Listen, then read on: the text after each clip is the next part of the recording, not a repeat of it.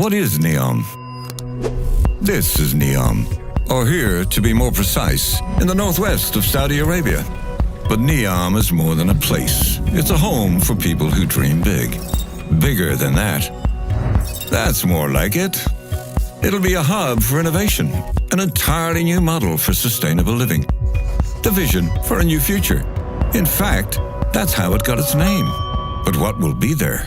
There's Oxagon, a thriving city at the crossroads of the world, where advanced manufacturing will enable industries of the future. Trojena, a year-round mountain destination. And just remember to pack your skis when you visit. Or if skiing's not your thing, there's always Sindala, one of Neom's many beautiful islands, perfect for some R&R. And Align, a 500-meter high, 200-meter wide, 170-kilometer long city in the shape of, well, a line. No roads, cars, or emissions. And everything its 9 million residents could ever need within a 5-minute walk. But best of all, the entire region will offer unparalleled access to nature and will be powered by clean energy. All within easy reach of the rest of the world. I know what you're thinking. Why does the world need Neom? That's a good question. The world needs Neom because the world needs change. That's what we mean when we say Made to change. Neom represents a global opportunity for one, changing how the world does business by making the region a special economic zone, easing the way for entrepreneurs to blaze their trail. Two, changing the way we live our lives with preventative healthcare and the highest standards of livability. Sounds nice, right? And three, changing how we look after nature and our planet. Because without this, what use are 1 and 2? But how will Neom achieve these aims, you may ask? Within Neom are 14 sectors, spearheaded by the world's best talent. Each sector has been designed to advance technology and push the very limits of human knowledge. Imagine Neom as a prototype for a better future, a future for all. One being built to last. Sound good? Great. So when the world asks, what is Neom? You'll know to answer that Neom's a place that'll change the way we live on this planet. Simple, really.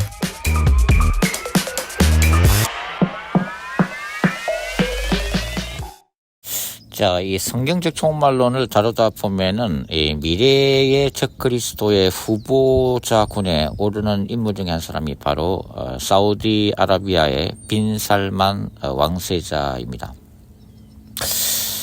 지난번에는 일론 머스크가 적그리스도인가라는 문제를 다뤄봤는데요. 이번에는 이 빈 살만에 대해서 함께 생각하는 시간을 갖도록 하겠습니다.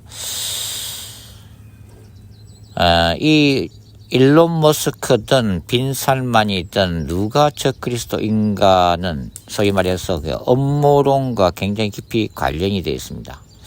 근데 여기서 우리가 먼저 생각해야 될 게 뭐냐면 성경적 종말론과 음모론은 다르다 하는 것이죠. 성경적 종말론이라고 하는 것은 무엇보다도 성경 자체, 특별히 구약의 예언서나 신약의 요한계시록에 먼저 그 토대를 두고 그 다음에 그 종말론적인 관점에서 세계 정세를 객관적으로 분석을 하는 것입니다. 사실 요한계시록이 누가 적그리스도인가에서는 초점을 맞추지를 않습니다. 다만 환란과 마지막 때에 하나님의 백성들이 어떻게 살아야 하는가에 초점을 맞추고 있죠. 그럼에도 불구하고 우리가 이런 적그리스도와 관련된 것을 한 번씩 검토해 보는 것은 세계 정세, 군사적인 움직임, 정치, 경제를 결코 이 성경적 종말론이 하고 무관하지 않기 때문입니다. 맞물려서 돌아간다는 얘기죠. 그래서 이런 것들을 좀 더 객관적인 자료에 기초해서 성경적 종말론의 관점에서 저는 이제 그 외에 특별히 하나님의 나라와 사탄의 나라의 갈등 구조라고 하는 종말론적 거룩한 전쟁 신학적 관점에서 조명을 해보고 있습니다.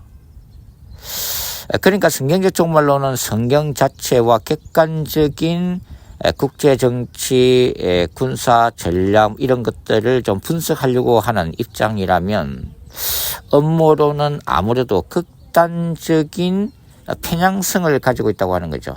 그러니까 어떤 팩터가 없는 것이 아니라 어떤 팩터를 가지고 쉽게 얘기하면 과장된 해석을 시도하고 있다고 하는 거죠.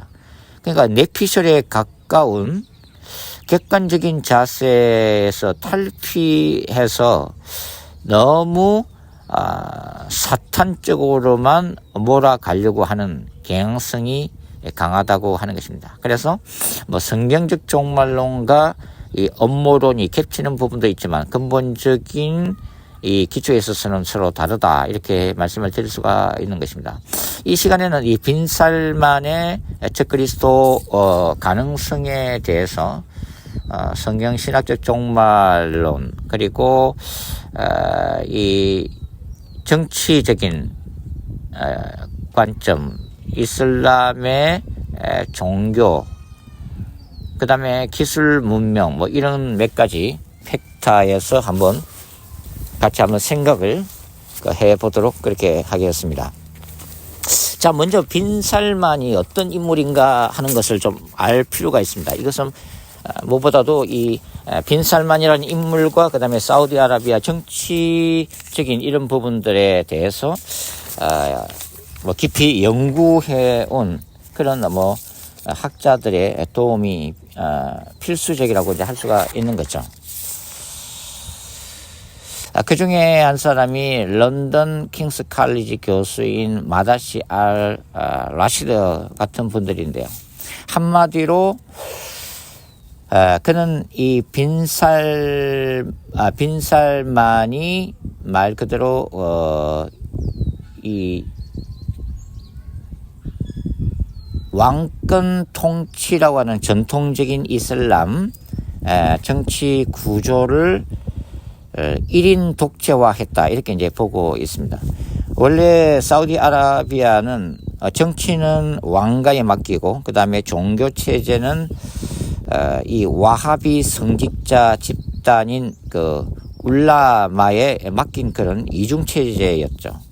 그러나 그런 것들이 이 빈살만에 와서 이 정치와 종교 이데올로기가 바로 빈살만 1인 독재하에서 움직여가고 있다 하는 것이 뭐 대부분 빈살만과 사우디아라비아의 정치 체계를 분석하고 있는 학자들의 공통된 시각이다 이렇게 이제 볼 수가 있다고 하는 거죠.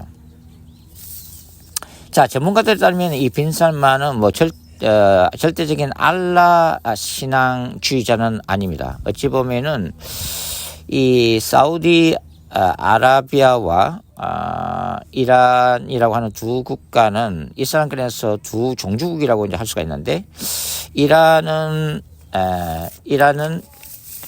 시아파의 종주국이고 사우디아라비아는 수니파의 종주국입니다.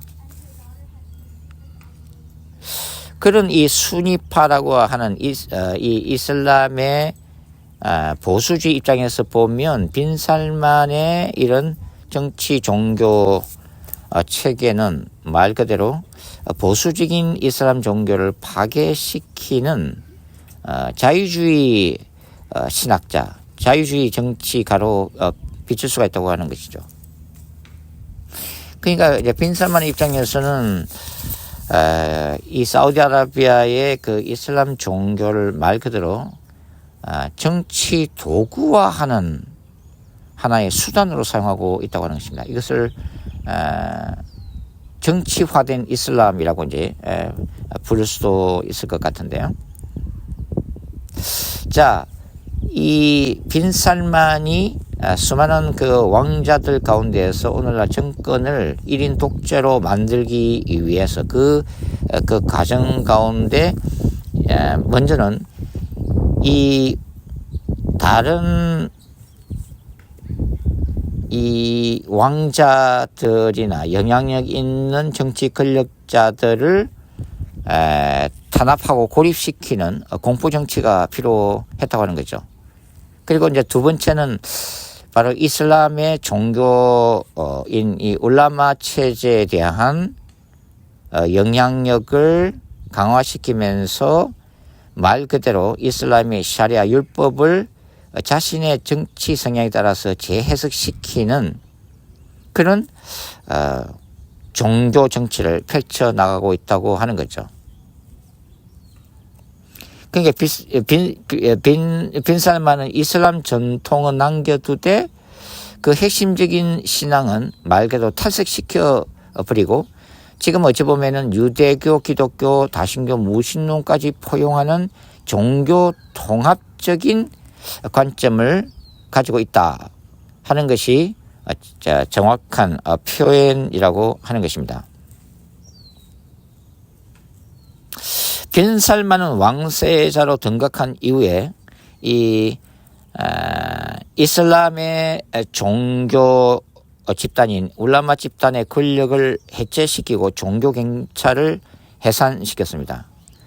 그리고 서구 사회에 자유와 물결을 들여왔죠. 그것이 이제 여성이 운전할 수 있도록 허용하고 복장 규제를 완화하는 등 좀 자유적인 분위기를 이 사우디 아라비아에 가져온 인물이 바로 빈 살만이라고 이제 할 수가 있겠습니다. 자, 심리학자들은 이 빈 살만에 대해서 한마디로 운명론적 메시아적인 자기 정체감을 가진 인물로 이렇게 평가를 하고 있습니다. 그러니까 어린 시절부터 이 사우디 왕실의 후계자 다툼 속에서 자신이 선택받았다고 하는 이 결과로는 결국은 자신이 사우디를 구원할 유일한 존재로 화신토록 하는 방향으로 그를 이끌었다고 이제 하는 거죠. 여기는 뭐 나르시시즘하고도 관련되어 있잖아요. 자기에 대한 과신 이런 심리학적인 요인도 포함되어 있는데 뭐 이런 면에서 보면은 일론 머스크와 유사한 면이 있습니다. 일론 머스크는 미래의 절망에 빠질 지구인들을 화성으로 이주시킬 프로젝트를 시작하면서 인류를 구원할 메시아로 자기 자신을 규정하는 그런 나르시시즘을 가지고 있다고 제가 말씀을 드렸죠. 그리고 뭐 트럼프를 비롯해서 이런 인물들은 소위 나르시시즘에 빠져 있는 인물들이라고 말씀을 드릴 수가 있습니다. 그러니까 빈 살만은 자신은 사우디아라비아 더 나아가서 이슬람 세계를 바꿀 수 있다는 신념을 가진 인물일 수가 있고 또한 미래는 자기 자신을 통해서 온다고 하는 역사관을 가진 인물이라고 하는 거죠. 이러한 목적을 추진함에 있어서 걸림돌이 되는 인물들에 대해서는 최대한 감정을 억제하면서 냉혹하리만큼 처단하는 그런 잔인성도 보이고 있습니다. 정치 전문가들은 정적인 사우디에 대해서 비판적인 여론을 이끌었던 카슈끄지라는 인물을 바로 이 빈 살만이 잔혹하게 암살했다고 이제 보고 있습니다. 빈 살만이 만약 그 유일한 알라 신앙주의가 아니라 종교 다원주의자라면 그는 어찌 보면 일론 머스크보다도 더 적그리스도 후보에 가까운 인물이라고 할 수가 있겠습니다. 왜냐하면 미래의 적그리스도 사회는 철저한 종교 다원주의 사회이기 때문이죠. 자, 빈 살만이라고 하는 이 인물은 미래에 대해서 인공지능만이 유일한 파워라는 것을 인식하고 있는 인물입니다. 그래서 그가 가장 지금 현재 추진하고 있는 핵심적인 프로젝트가 바로 네옴시티라고 하는 거죠. 자, 이 네옴시티 프로젝트에 대해서 간단하게 한번 살펴보도록 그렇게 하겠습니다. 빈 살만의 입장에서 이 네옴시티는 자신의 통치력을 강화하는 가장 핵심적인 프로젝트일 뿐만 아니라 바로 이제 사우디아라비아의 미래를 결정짓는 신도시 건설이고 또 이것을 통해서 세계에 영향력을 미치려고 하는 적그리스도적인 어떤 시도를 내포하고 있는 프로젝트라고 이제 할 수가 있겠습니다. 자, 이 네옴시티 프로젝트, 네옴시티는 사우디아라비아 북서부에 이제 위치하고 있고 홍해와 아카바만 인근에 있습니다. 면적은 서울의 약 44배에 해당되고 이스라엘 전체 크기와 비슷한 곳에 신도시를 세우는 거죠. 예산은 최소한 670조 이상이 투입될 것으로 추산을 하고 있습니다. 자, 사우디는 이 네옴시티의 완공 목표 시점을 2030년, 그러니까 앞으로 5년 뒤로 잡고 있는데요. 5년 뒤에 과연 이 네옴시티가 계획대로 완성될지는 지켜봐야 돼요. 이 네옴시티의 비전 주도자는 바로 무하마드 빈 살만 왕세자입니다. 그리고 이 프로젝트는 바로 사우디 국가 비전 2030의 핵심적인 요소라고 이제 볼 수가 있는 거죠. 자, 네옴시티 프로젝트는 첫 번째로 이 제로를 지향하는 도시를 꿈꾸고 있습니다. 그러니까 자동차가 없는 도시로서 탄소 배출이 제로인 신도시 건설을 목표로 하고 있습니다. 그와 마찬가지로 이 신도시 안에서는 범죄가 제로를 계획하고 있는 거죠. 그렇게 되기 위해서는 바로 인공지능을 통해서 이 철저한 감시 기술로 치안을 유지하는데 바로 여기에서 이제 통제사회, 미래의 통제사회의 한 면모를 우리가 미리 볼 수가 있는 거죠. 그 다음에 도시에서 폐기물이 제로 상태에 이르게 하겠다 하는 것을 주장을 하고 있습니다. 자, 이 네옴시티의 핵심은 바로 인공지능이 지배하는 사회입니다. 인공지능이 모든 교통, 에너지, 보건 등 모든 도시 운영에 필요한 기능들을 통합 관리하는 거죠.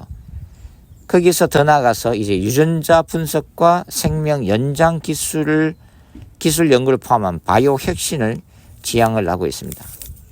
그러니까 이 빈 살만이 꿈꾸는 네옴시티는 인류의 미래 도시를 보여줄 뿐 아니라 일론 머스크가 꿈꾸는 바와 같은 인공지능이 지배하고 있는 첨단 과학기술 문명이 함축된 도시를 보여주고 있다는 데에서 이제 관심을 가지고 있는 거죠.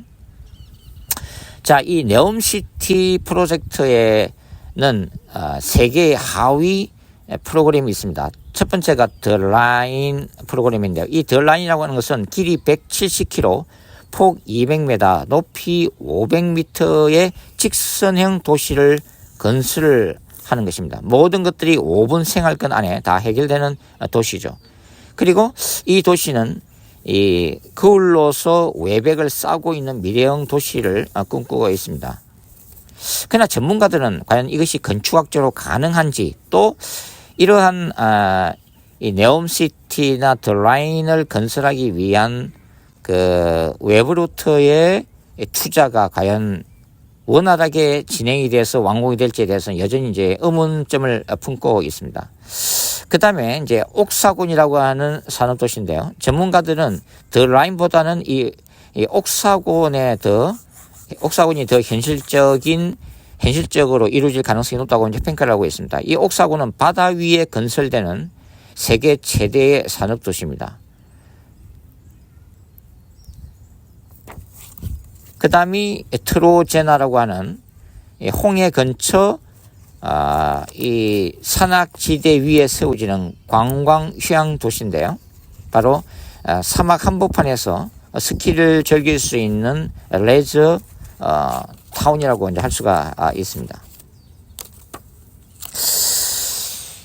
자, 빈 살만이 꿈꾸는 이 네옴시티 프로젝트는 빈 살만이 이제 사우디가 그 석유 중심 국가에서 이제는 석유 경제를 탈피하는 차원에서 추진하고 있는 핵심적인 프로젝트입니다. 그래서 석유 의존 국가에서 이제는 첨단 기술 중심 경제로 전환하기 위한 하나의 실험 도시가 바로 이 네옴시티 프로젝트라고 할 수가 있는 거죠. 자, 미래는 어차피 인공지능이 이끌어가고 있고 인류의 미래는 인공지능이 지배하는 도시가 될 것입니다. 제가 인공지능 관련해서 강의에서 늘 말씀드렸다시피 인공지능 그 자체는 선도 아니고 악도 아니라고 하는 거죠. 인류가 인공지능을 어떻게 사용하느냐에 따라서 정말 인간의 그 고통, 특별히 질병과 모든 위협으로부터 인간을 최대한 보호할 수 있고 인간의 지상적인 행복을 꿈꾸는 면에서는 긍정적인 측면에서 우리가 평가를 해야만 합니다. 그러나 부정적인 측면에서 보면 저는 이쪽에 더 포커스가 있습니다만 인간의 죄악과 사탄의 역사로 말미암아 결국은 이 땅에서의 테크노피아, 이 땅에서의 인공지능을 통한 유토피아를 꿈꾸는 인간의 계획은 결국은 죄악의 도시가 될 것이다. 결국은 하나님을 대적하는 도시가 될 거라고 하는 거죠. 그 핵심에는 바로 유전자 복제, 인간 복제를 통해서 이 무병장수 하나님의 죄의 심판으로서의 인간의 육체 죽음에 도전하면서 결국은 호모데우스 인간이 인공지능을 통해서 인간이 인간을 만들어내는 하나님의 고유한 창조 영역까지 도전하게 되는 호모데우스의 자리에 올라갈 때 하나님은 이 죄악된 인류 인공지능과 휴머니티가 우상이 된 세상에 심판을 내릴 것이고 그것이 바로 궁극적으로 제3차 세계대전이나 예수 그리스도의 재림 사건이라고 하는 입장에 있습니다. 자, 이제는 이 빈살만을 이 마지막 때의 적그리스도로 규정하면서 특별히 이제 네옴시티가 성경에 예언되어 있다라고 주장하는 일부 종말론자들의 그 주장을 한번 검토를 해 보겠습니다. 그 성경적 근거로 이제 이분들이 제시하는 구절, 중요한 핵심적인 구절이 바로 다니엘서 11장 45절입니다. 이렇게 기록되어 있죠. 그가 장막 궁전을 바다와 영화롭고 거룩한 산 사이에 세울 것이나 그의 종말이 이르리니 도와줄 자가 없으리라. 자, 여기 보시면 그 적그리스도가 이 바다는 이제 홍해죠. 홍해와 영화롭고 거룩한 산 사이에 세울 것이다 라고 되어 있는데 이 거룩한 산을 바로 이제 사우디아라비아에 있는 시내산으로 이제 생각을 한 해석의 결과라고 할 수가 있습니다. 시내산이 시나이 반도에 있는 산이냐 아니면은 사우디아라비아의 새로운 그 시내산으로 대두되고 있는 바로 라우즈 산이냐의 논쟁이 여전히 있습니다. 저도 확실하게는 잘 모르겠습니다. 일부 이제 종말론자들은 바로 이 사우디에 있는 라우즈 산을 시내산으로 규정하고 지금 빈살만이 네온시티를 짓는 바로 그 지역이 이 사우디아라비아의 그 시내산으로 추정되는 이 라우즈산 부근에 건설되고 있는 네옴시티를 바로 이 장막 궁전으로 이제 해석을 한 거죠. 그러니까 이 홍해 바다와 시내산 사이에 이 적그리스도가 장막 궁전을 세울 것인데 그 장막 궁전이 바로 빈살만이 지금 추진하고 있는 네온시티고 그 네온시티가 지극히 인본적이고 사탄적인 도시이기 때문에 바로 이 말씀이 마지막 때의 빈살만의 네옴시티 건설을 예고하고 있는 구절이라 이렇게 이제 논리를 펴고 있는 것입니다. 자, 우선 성경신학적으로 과연 그런가 하는 것을 먼저 검토를 해보도록 하겠습니다. 자, 이 11장 45절은 11장 중후반부에 나와 있는 그 주전 2세기의 역사적인 인물인 안티오쿠스 4세 에피파네스에 대한 기록이라고 볼 수가 있는 거죠. 안티오쿠스 4세 에피파네스는 마지막 적그리스도의 예표가 되는 인물인데요. 그는 예루살렘 성전을 모독하고 대지 제사를 바치고 유대인들을 학살하면서 할례와 율법 준수를 금지했던 이 적그리스도적인 인물이었다고 하는 거죠. 그런데 이 다니엘서 11장 후반부가 정확하게 안티오쿠스 4세 에피파네스에게 역사적으로 성취되었는가 하는 것에 대해서는 논쟁이 있습니다. 역사적인 안티오쿠스 4세 에피파네스의 죽음은 이 마카오베오하 9장 5절부터 28절에 기록되어 있는데 이 안티오쿠스 4세 에피파네스의 죽음은 그가 페르시아 엘리마이스 원정 도중에 한 신들의 보물을 탈취하려다가 비참한 죽임을 당한 최후를 기록을 하고 있습니다. 그러니까 그의 몸이 벌레로 덜 끓고 생전의 모든 사람이 해무하는 썩은 냄새를 풍기면서 비참한 죽음을 죽었다라고 이제 기록이 되어 있습니다. 그래서 이 다니엘서 11장 후반부에 이 기록이 이 역사적인 인물인 안티오쿠스 4세 에피파네스에게 완전히 적용되었다고 이제 보기에는 어렵다고 학자들은 생각을 하고 있고, 결국은 이 다니엘서 11장 후반부의 기록은 미래적이고 종말론적인 적그리스도에게 상징적 묵시적으로 성취될 것으로 보고 있습니다.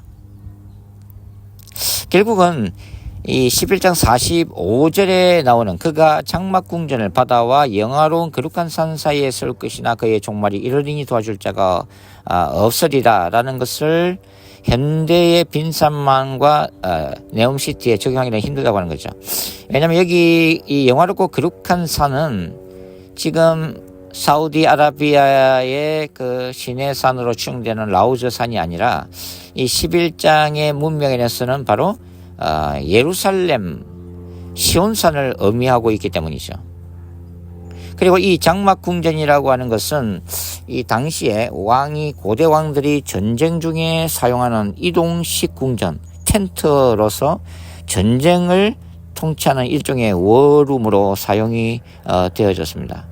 그래서 이 현대식 신도시인 네옴시티와 일치시키기는 좀 곤란하다 하는 거죠. 그래서 이 11장 45절을 근거로 적그리스도가 빈살만이고 네옴시티의 예언이 바로 이 다니엘서 11장 45절에 예고되어 있다라고 확정짓기는 그것은 성경신학적으로 추수학적으로 보면은 비논리적이다 이렇게 우리가 생각할 수밖에 없는 거죠. 자, 결론적으로 이 빈살만이 마지막 때의 적그리스도인가? 여러분은 어떻게 생각하십니까? 대답은 확정하기 어렵다입니다. Nobody knows. 오직 하나님만이 아시는 영역에 속해 있다고 하는 거죠.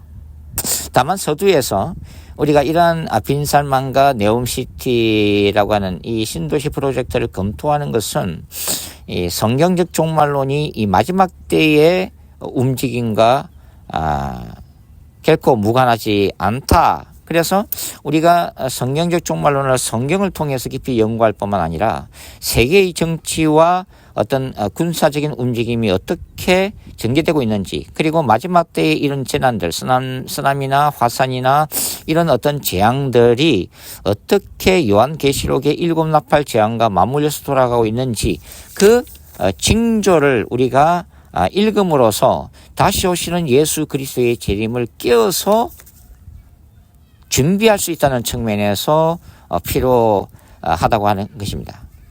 그래서 오늘은 이 빈살만의 적그리스도 가설과 빈살만이 추진하고 있는 네옴시티에 대해서 함께 생각을 해봤습니다. 감사합니다.